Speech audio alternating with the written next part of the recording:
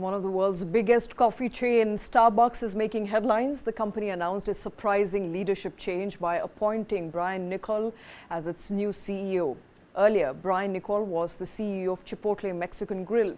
The decision came after a brief 18-month tenure of the previous CEO, Lakshman Narasimhan. During his tenure, Starbucks faced declining sales and increased pressure from active investors. On the back of the new CEO announcement, Starbucks shares soared as much as 24%, reflecting investor optimism about Niccol's potential to steer the company through current challenges.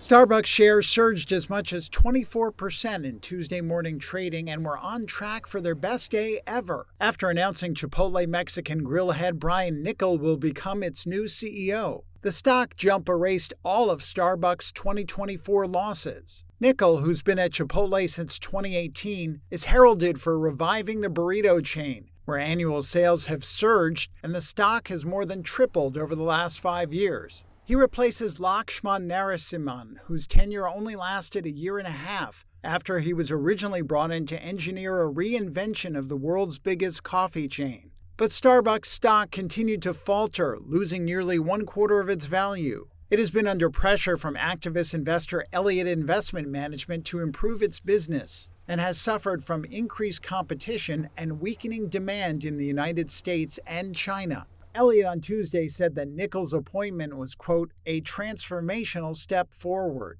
And one analyst told Reuters the move was a significant victory for Starbucks, as Niccol will be given the much-needed leeway to make investments and time to turn around the company. Starbucks recently tweaked its business model to focus on mobile pickup and delivery orders, rather than cafes set up for long visits. In April, it cut its annual sales forecast after reporting a fall in same-store sales for the first time in nearly 3 years. Meanwhile, Niccol's pending departure from Chipotle is hurting that stock, which dropped as much as 14% in Tuesday morning trading.